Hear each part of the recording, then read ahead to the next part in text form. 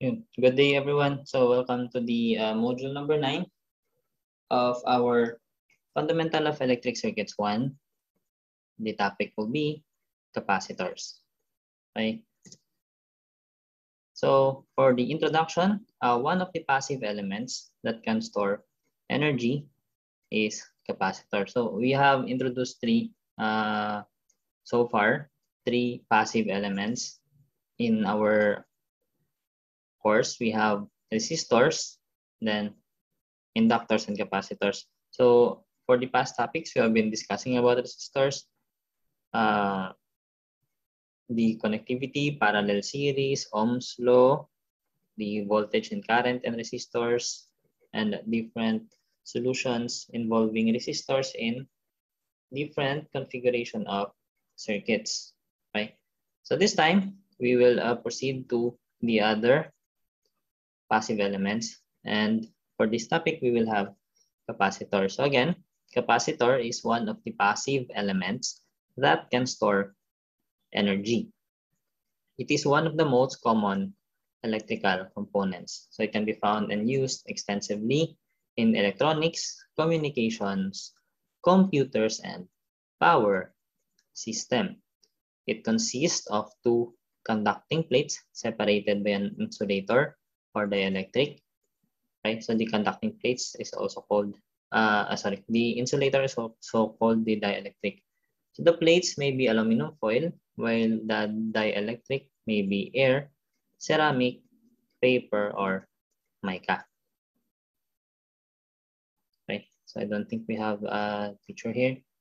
So I'll show you some pictures of our capacitor. So hopefully you are familiar with this. If not, so this is how our capacitors look like in the circuits.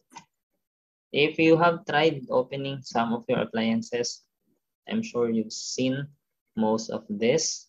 Okay. This type of capacitors, the larger ones, are usually used in power supply, the power supply side of our circuitry.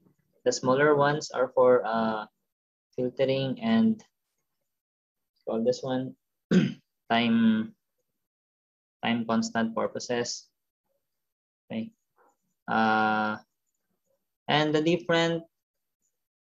different structures of our capacitor. So this one is aluminum electrolytic. Aluminum no. I forgot the name. Electrolytic capacitor. Yeah, electrolytic capacitor. And then this one are ceramics or mica or paper. This one is paper actually. This one is mica or ceramic. So it depends on capacitors also have different structures. Mostly the component that differs is the electric. Okay, so this is how our capacitors look like. If you have opened the circuitry in your appliances or even in your gadgets, I'm sure you've seen some of your capacitors. If you have opened gadgets like cell phones or other very small gadgets, you might see it in this form. Okay, these are SMD capacitors.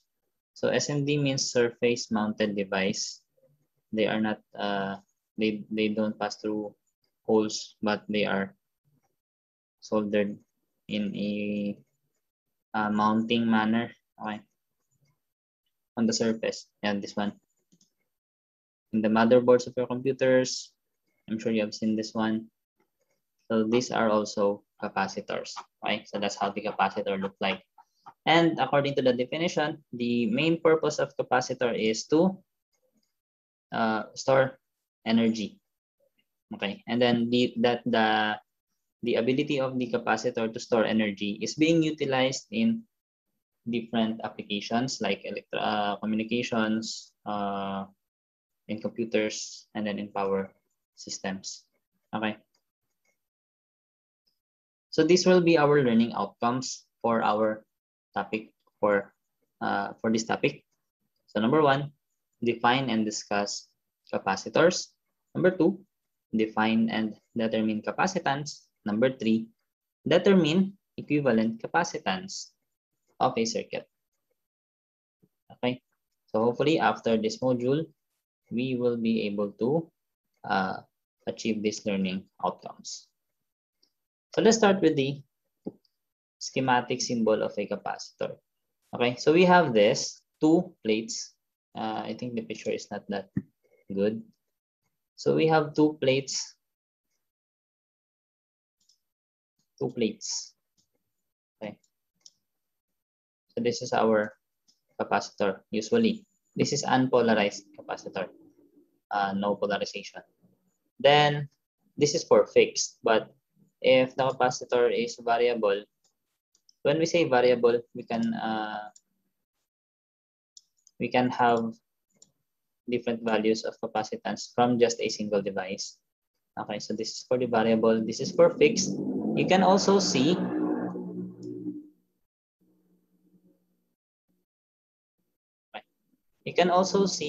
this symbol for capacitor. This is usually the symbol for the electrolytic ones. Okay, it has a positive side and then a negative. It has a polarization, unlike this one, which can be connected either way. So the polarization happens because of the dielectric. Okay, let's proceed. So are shown in figure 1A, and this is the schematic symbol of a fixed capacitor, and then figure 1B, variable capacitor. So capacitors are described by whether they are fixed or variable type and by the dielectric material. So this is what I've been talking about earlier. Okay. So the very definition, this one, capacitors are used to block DC, pass AC, shift phase, store energy, start motors, and suppress noise. So these are the different purposes of or uses of capacitors. So let's try to go over each one by one. Okay, so block DC. What does this mean? We have discussed already that we have two types of voltage or current source. We have DC and AC. Okay, so how the capacitor works is that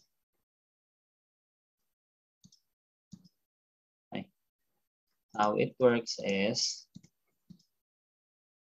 if we have DC, okay, so if our source is DC, like this one, we connect it to the capacitor, so the current will flow, right? But since the capacitor has this space here, which is the dielectric is an insulator, okay? Because of that insulator, the DC current cannot pass through. That's why it says that the capacitor blocks DC, okay? However, if the source is AC, wait. If the source is AC, so anyway, this is just a, what do you call this one? This is just a, this is not the real thing that's happening, but this is more like a visualization, okay? If the source is AC, what happens is that, so we have an AC source here. Okay. So if we have an AC source, we've already discussed that the behavior of the current for an AC is sinusoidal. Okay.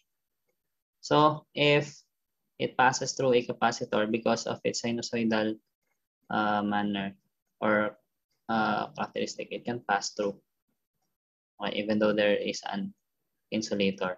So this is not what is really happening, but this is just a visualization. Okay. So again, capacitor blocks the DC and lets the AC pass through. Okay. Block DC, pass AC. Shift phase. When we say shift phase, this is also related to our AC. Okay.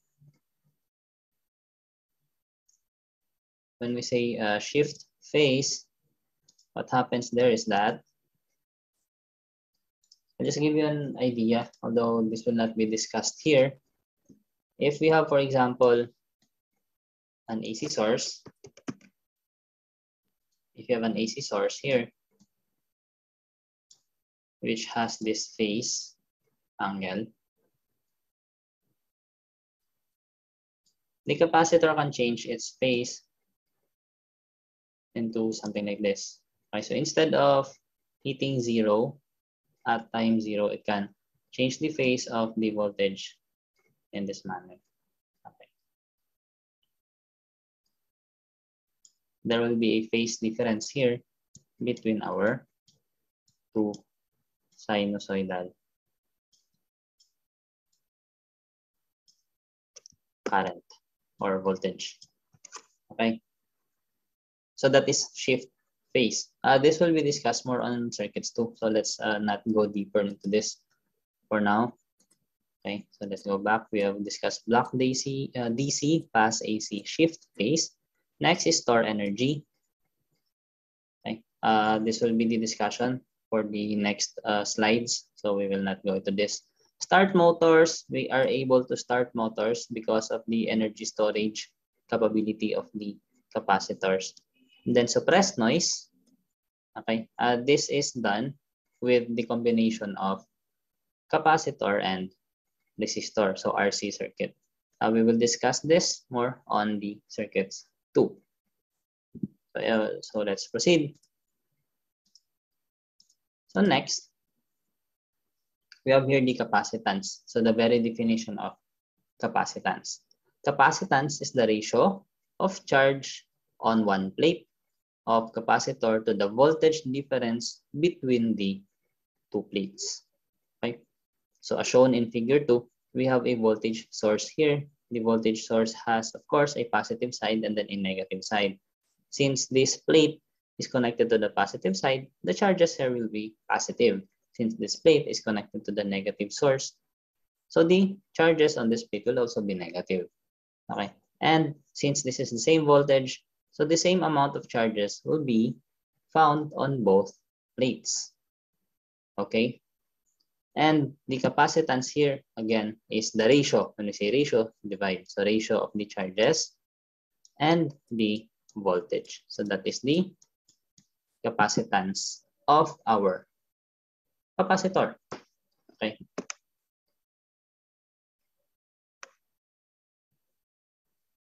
Then, so this one. So C is equals to Q over V, or transpose, so Q is equals to CV, where Q is the charge in coulombs. C is the capacitance in farad. V is the voltage in volts. And the, what do you call this one? The equivalent of 1 farad is equals to 1 coulomb per volt. Okay? So that's for our definition of capacitance. So the capacitance is also called constant of proportionality.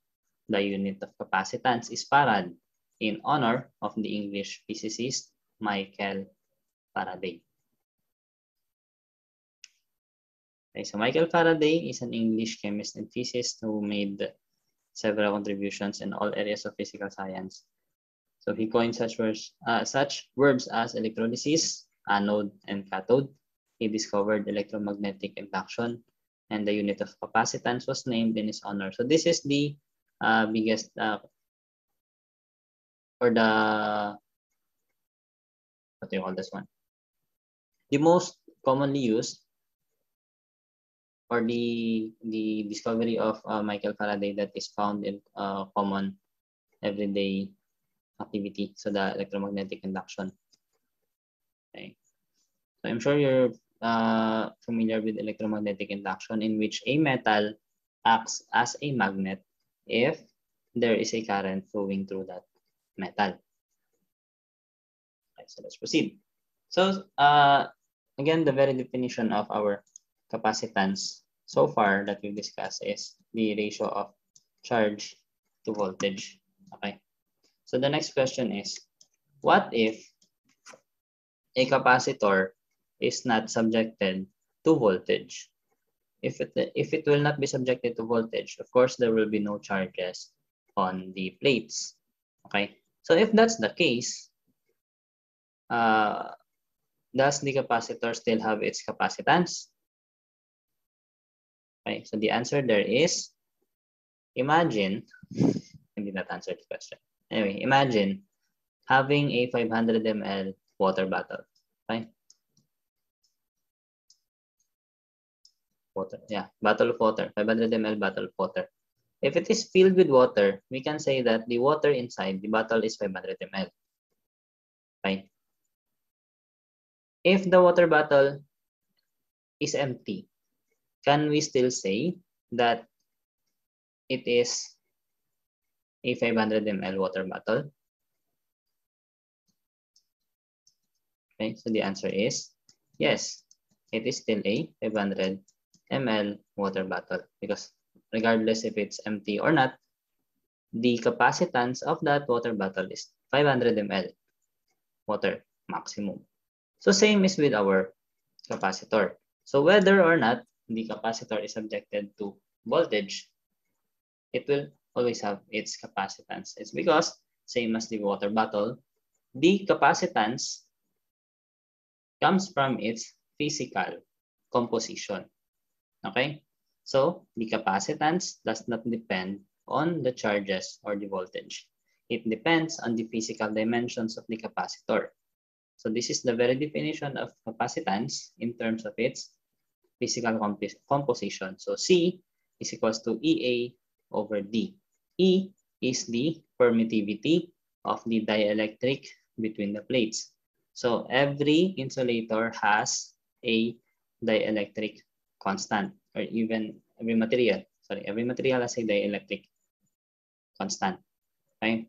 The most common insulators being used in our capacitance, we have air, we have water, we have paper, we have mica, we have ceramic, and others. Okay. So each of those materials mentioned has its own unique value for permittivity. And then A, which is the area of the plate, surface area of the plate. Okay, surface area that is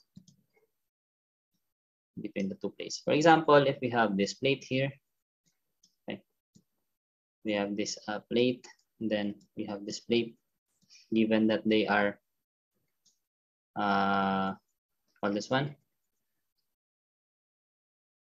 you can squeeze out the word, in front of each other, maybe.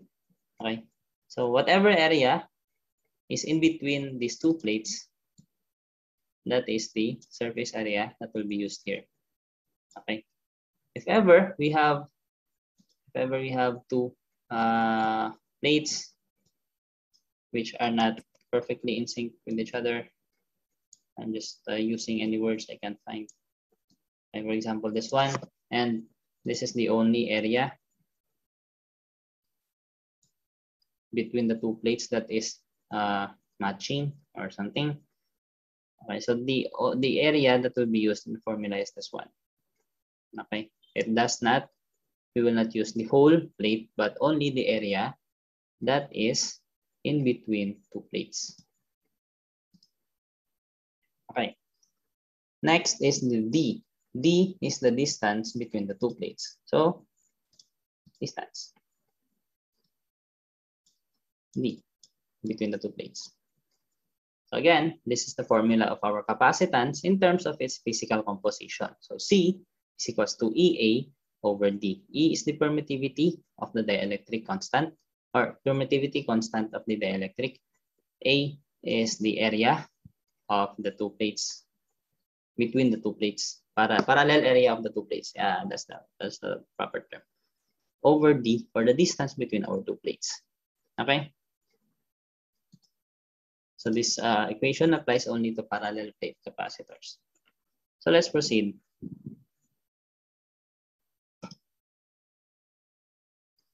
So the energy stored in the electric field that exists between the plates is equals to 1/2 CV squared. So take note of this formula. This is the formula for the energy stored of capacitor. 1/2 CV squared.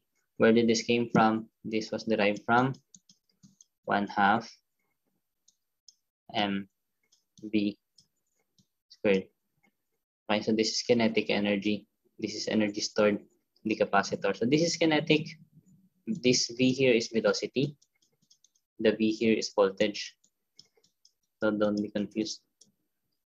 This V here is volts.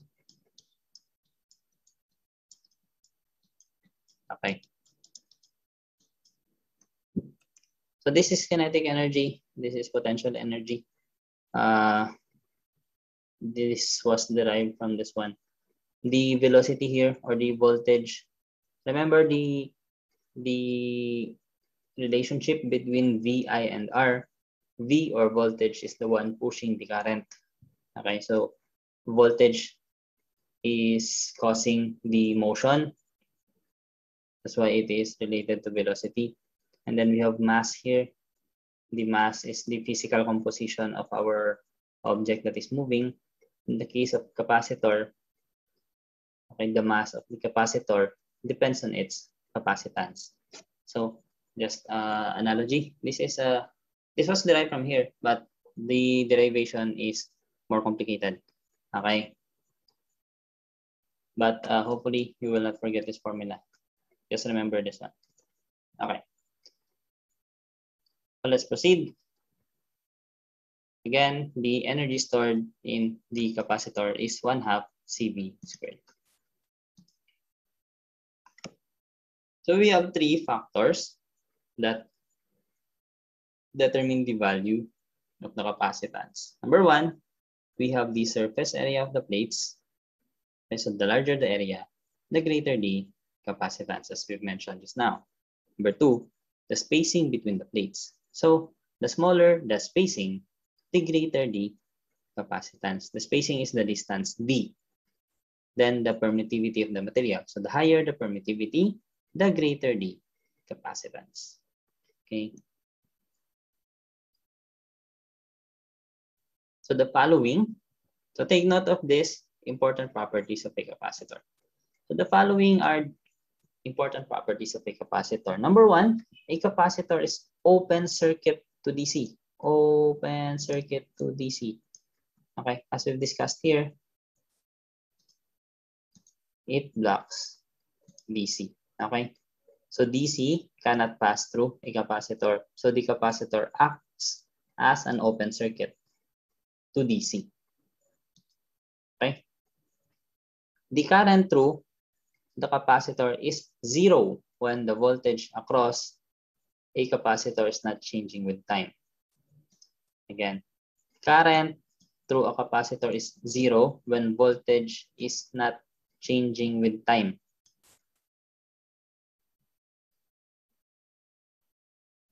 However, the capacitor charges when the DC voltage is connected across a capacitor. So the current is 0. Let's go back again here. So take note that DC, remember our definition of DC. The definition of DC current is a current which is constant. Okay. So this is the DC. This is AC. The voltage of AC differs over time. So that's why it can pass through a capacitor. So this is AC voltage. The reason why DC is blocked because it is not changing over time, and AC passes through it because the value of AC voltage changes over time. But again, a capacitor also charges in DC. Okay. It also charges whether the source is DC or AC. Remember the main characteristic of capacitor is it stores energy. So regardless of the type of voltage source, a capacitor will store energy. Number two, the voltage on a capacitor cannot change abruptly. Okay, so the voltage must be continuous. Conversely, the current through a capacitor can change instantaneously. So the voltage in a capacitor does not change abruptly. Meaning, if we will plot it in a graph, let's have this one.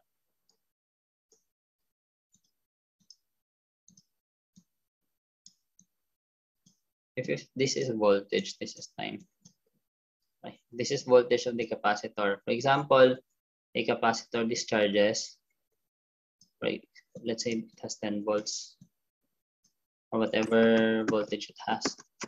Right? It will not charge and then discharge. It's like that. Okay. A capacitor will discharge slowly over time until it becomes 0. Or when it charges, it will not charge just like that. Okay. It will charge in exponential manner. Then before it reaches the maximum voltage. However, the current through a capacitor can change instantaneously. It can change instantaneously. It's like the example earlier. The current, if this is the voltage, the current for a capacitor can change abruptly, just like that. Okay. So when we compare capacitor to inductor, usually capacitor is to voltage while inductor is to current. But for now, we will discuss about capacitor. So let's proceed. Number 3, the ideal capacitor does not dissipate energy. So it takes power from the circuit when storing energy and returns stored energy previously when delivering power to the circuit. So ideal capacitor. For example, if we have a capacitor in our circuit here, we have a voltage source, let's say a DC voltage source.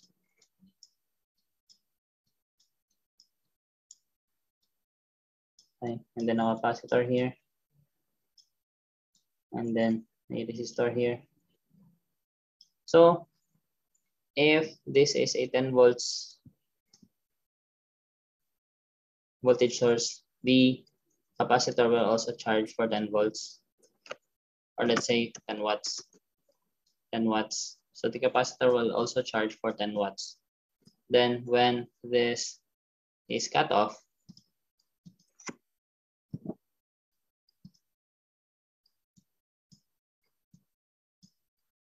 for example, there is a switch here. And when this is cut off, so the capacitor will discharge this to the resistor. So all of these 10 watts from the capacitor will transfer to the resistor. So that is an ideal capacitor. However, there is no ideal device. So a real non-ideal capacitor has a parallel model leakage resistance. So what do we mean by a parallel model leakage resistance? In the case of capacitor, so the parallel model depends on the device. In the case of the capacitor, there is an imaginary resistor always parallel to it. Okay. We say imaginary because, of course, in the structure of a capacitor, there is no resistor inside. But in the behavior of the capacitor, it looks like there is a resistor inside it. Because, as we've mentioned, ideally, whatever the voltage or whatever the power from the source, the capacitor will take that power. And then when the capacitor is discharged, it will release that same amount of power. But because of this parallel model leakage resistance for real capacitors, so there will be some leakage. For example, 10 watts from the source.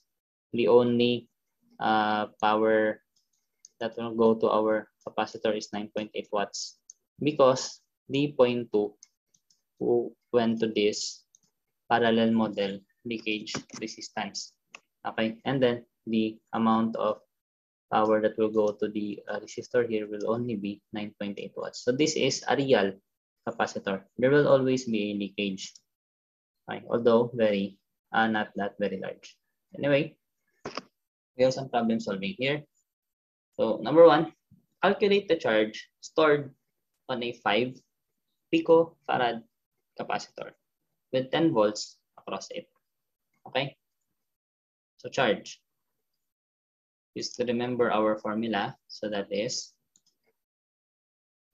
Q is equals to CV. So we are given here our capacitance 5 pico. Pico is times 10 raised to, which is pico. I also forgot.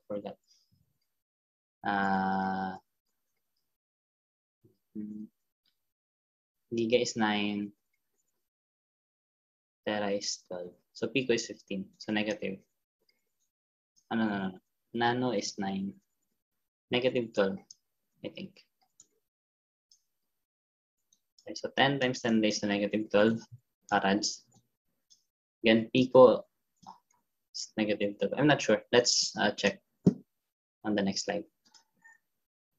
Yep, negative 12. Okay, and then the voltage is 10 volts. Oh, sorry, this is supposed to be 5.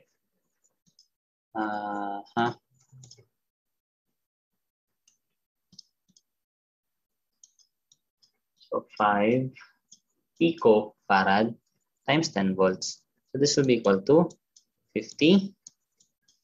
Okay, 50 picocoulombs. Or sorry, 50 times 10 is to negative 12. So charges is coulombs. 50 picocoulombs. So this is the answer for number 1. And number 2, find the energy stored in the capacitor. Okay.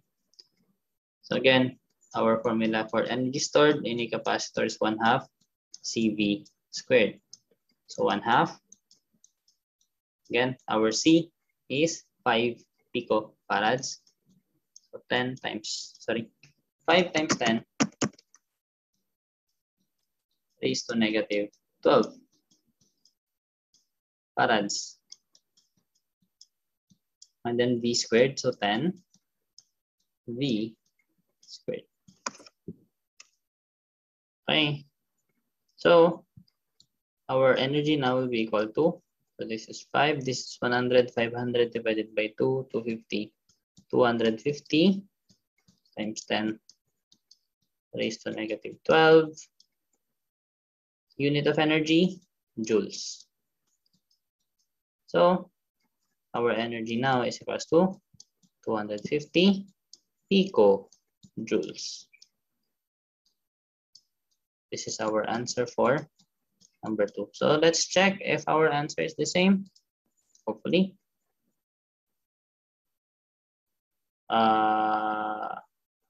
What happened to the 1/2 here? It forgot. The 1/2 was forgotten. Okay. So 50 picocoulombs, right? Then 1/2 CV squared. So 5 times 100, this is 500. 5 times 100 is 500 times 1/2. This should be 250. Okay, so we have a typo on the module.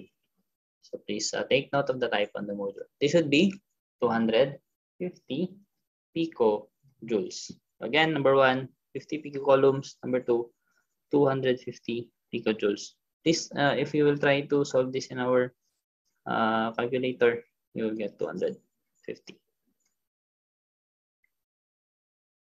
Okay? So let's proceed. So the problem solving so far is straightforward.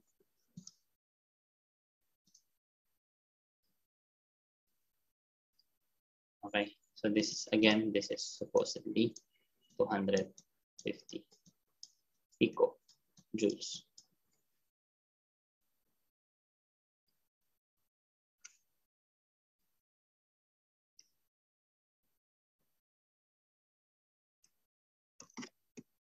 All right, next.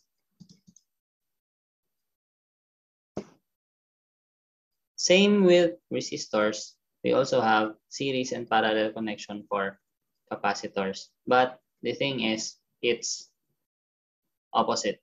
It's the opposite for resistors. Okay, so remember, let's recall, in the case of our resistors are in series. Okay. In series, we have R is equals to R1 plus R2 plus R3 and so on. In the case of parallel,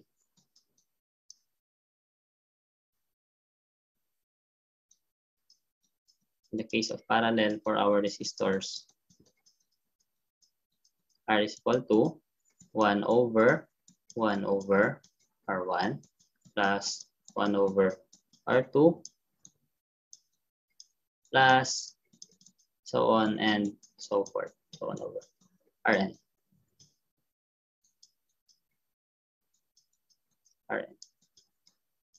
Okay, so this is for the case of our resistors.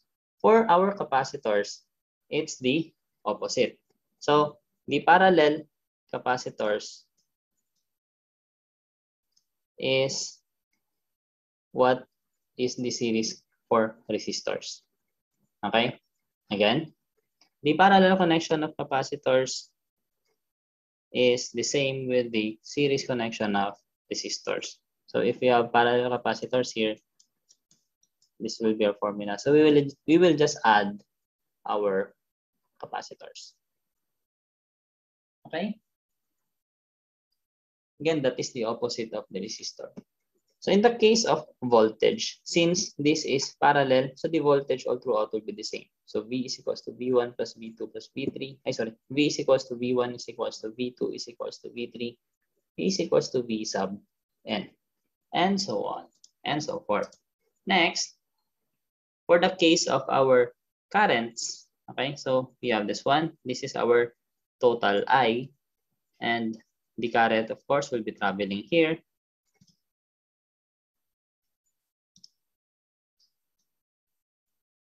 So this is KCL.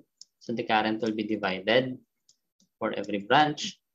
So in the case of parallel capacitors, the currents will be equal to I is equals to I1 plus I2 plus I3 and so on and so forth plus I sub N. Okay, so take note again of this. Parallel capacitors, we add the capacitance. The voltage are equal and we add the currents. Okay, so that's it for our parallel capacitors. In the case of our series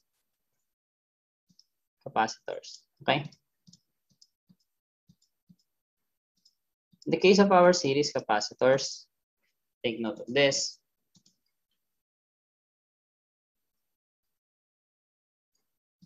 So the series capacitors is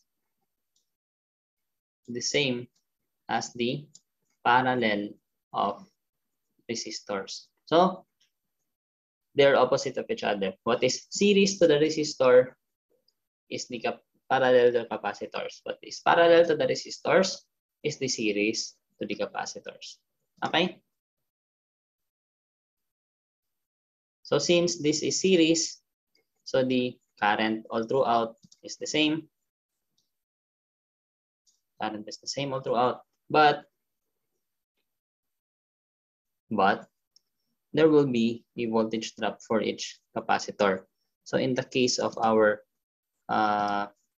series capacitors, the current is equal, the voltage will be added. Okay? So again, the capacitors and resistors in terms of series and parallel connections are the opposite of each other. Just take note of that. We have an example here. Find the equivalent capacitance of the circuit in figure 5. Okay. So we will need a calculator here, so please help me solve for our sample problem.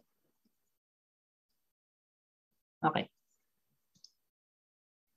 So we have 60 microfarads, 20 microfarads, 6, 5, and 20. Let's try to solve this one.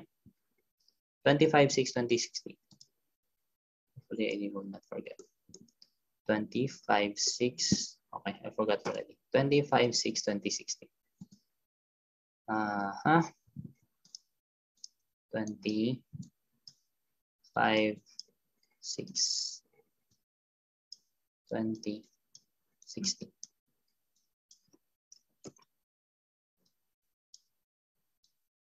25, 6, 20, 60. Okay, so this is microfarads. Microfarads. Microfarads. Again.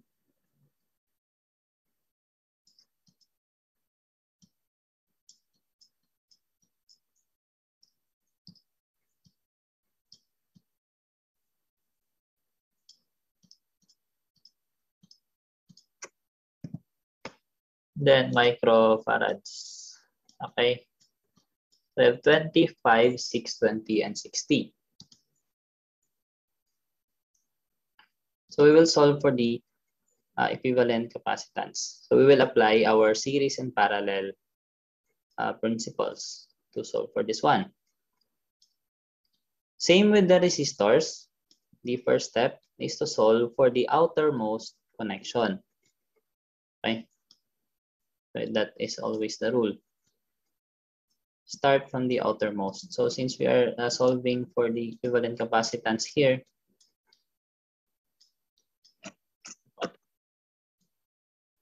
we will start from the outermost connection. So this is the outermost one. We have here, okay, we have here 5 and 20 in series. Okay, so series connection between 5 and 20. 5 microfarads. Series. How will we write series? Maybe write it this way. All right, 20 microfarads.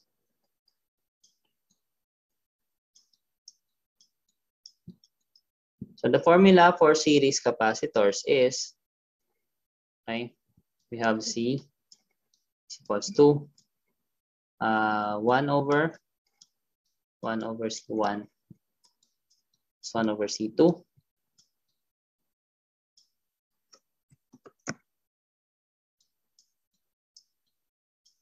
Then it will be equal to 1 over any of the two will do. 5 micro, 5 times 10 raised to negative 6 plus 1 over 20 times 10 raised to negative 6 because micro. Okay. So the equivalent capacitance for the series between 5 and 20 will be equal to, okay, so let's solve together using our calculators. 1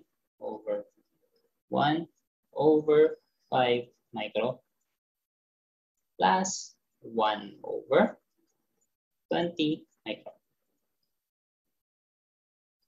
So this is equal to 4 microfarads.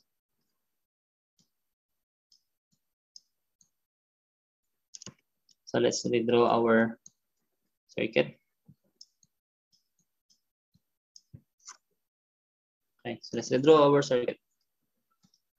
From the series, we now have 4 microfarads, 6 microfarads, then 20 microfarads, and then 60 microfarads. Okay. So this is for This is 6.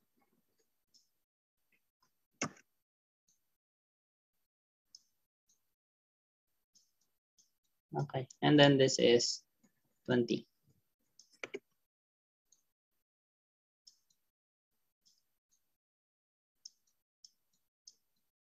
This is 60.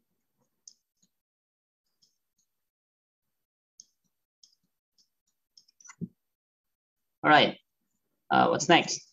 We have here 3 parallel capacitors.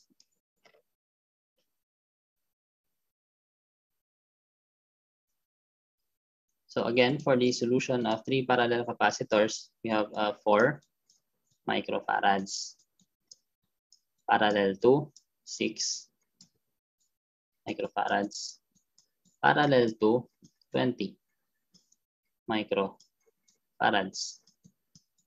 So parallel capacitors, that is C1 plus C2, we have 3 plus C3. Okay.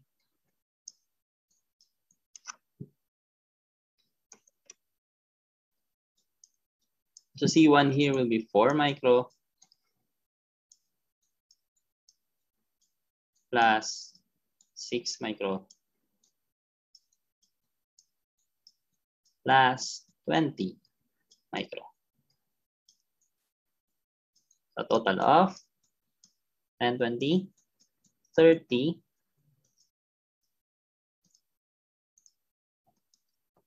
Total of 30 microfarads. C. Right. Now,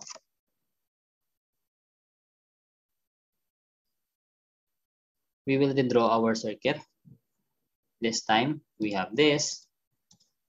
We have a 30 microfarad here.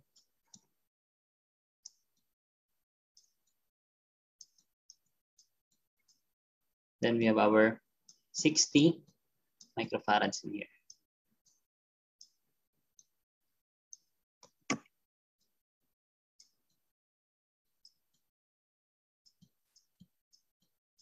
Okay. Now we have 2 series capacitance. So back to our formula, 30 microfarads in series with 60 microfarads. So our formula again is equals to C, rather C is equals to 1 over C1 plus 1 over C2. Okay. Then let's rewrite 1 over 30 micro. Micro again is times 10 raised to negative 6. Plus 1 over 60 times 10 raised to negative 6. Okay. So our equivalent capacitance now will be equal to, this is our final answer. So let's input on our calculators together. We have 1 over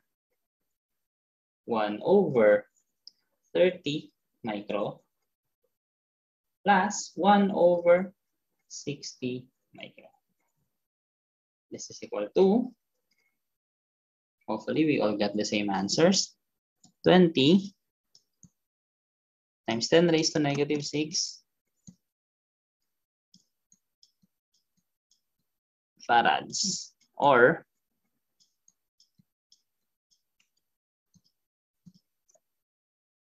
this is equal to, okay, so the equivalent capacitance is equal to 20. So times 10 raised to negative 6 is microfarads. So again, the equivalent capacitance is equals to 20 microfarads. Okay, so as you've observed, the principle for solving series and parallel capacitors is the same as the principle in solving the series and parallel connection of resistors. Only that the formula for series and parallel is interchanged in the case of our resistors and capacitors. Okay? So let's proceed.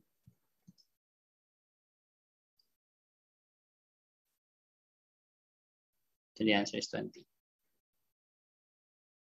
Okay, so that's it. That's it for our